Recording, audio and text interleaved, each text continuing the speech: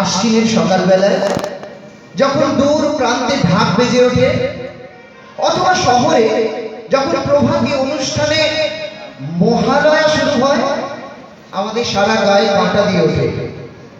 আমরা বুঝতে পারি মা আসছে।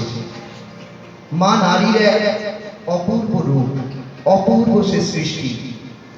নারীর অনেক রূপ, কখনো সে কন্যা, কখনো সে পত্নী, সহধর্মিণী, অথবা কখনো সহকর্মিণী।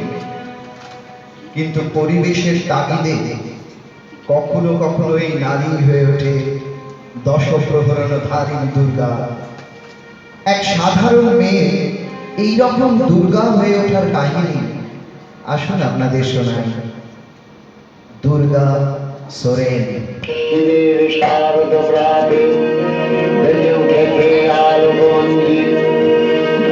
আশ্বিনের কোন এক প্রাগৈতিহাসিক সকালে যখন শ্রীরামচন্দ্র দেবী দুর্গার অকাল বোধন করেছিলেন, যখন সেই ভয়ানক নারকীয় অসুরের বিরুদ্ধে যুদ্ধে দেব পুরস্কার পরাজিত হয়েছিলেন, তখন সব স্বর্গের দেব পুরস্কার এক রণদেবীকে যুদ্ধ জয়ের জন্য পাঠিয়েছিলেন। সেই দেবী দুর্গার ভয়ানক তেজস্বী রূপ আজ 21 শতকে নারীর ক্ষমতায়ন। হে মহামানবী, তোমাকে সালাম। মেবি না দুর্গা সোরেন বটে, মায়ের ছিল না অক্ষর জ্ঞান ছটে। সর্বশিক্ষা অভিযানে বৃদ্ধি, দুর্গা হয়েছে ইংরেজি স্কুলে ভর্তি। সাঁওতালি গান, ইংরাজি ভাষা পড়াতে দুর্গা শিখেছে কম্পিউটারে ইমেল পাঠাতে। অঙ্কে স্যার ভুল হলে যোগ বিয়োগে সুযোগটা নেয় পড়া শেখানোর সুযোগে। দুর্গা জানে না কোনটা কেমন লাঞ্ছনা। স্যারটা নোংরা বটে, কথাটা মাইছো না। শেষে একদিন স্যারের নোংরা হাতটা দুমড়ে মুচড়ে ভেঙেছে দুর্গা, মেরেছে ঝাপটা। ওরে অর্ধেক আকাশে মাটিতে শ্যাওলা, আকাশে উড়বে হবে কল্পনা চাওলা। যদি না বিমান ভেঙে পড়ে তার দুর্গার, মহাকাশচারী হবেই বটে দুর্গা।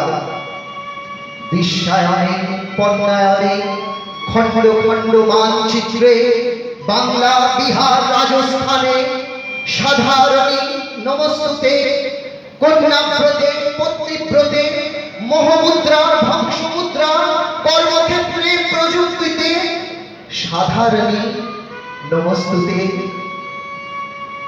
আমার দুর্গা পথে প্রান্তরে স্কুল ঘরে থাকে।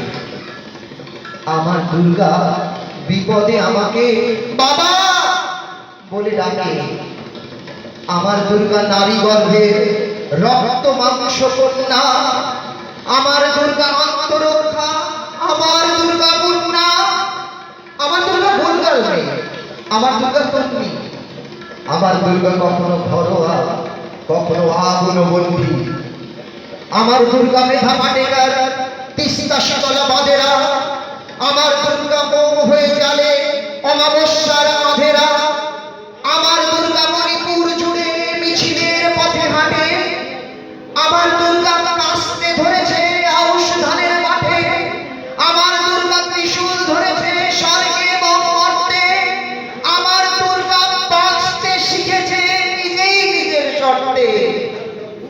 আন্দোলনে, উগ্রপথে, শিক্ষাব্রতে, কর্মযোগে, লিঙ্গ সামনে, শ্রেণীর সামনে, যুদ্ধক্ষেত্রে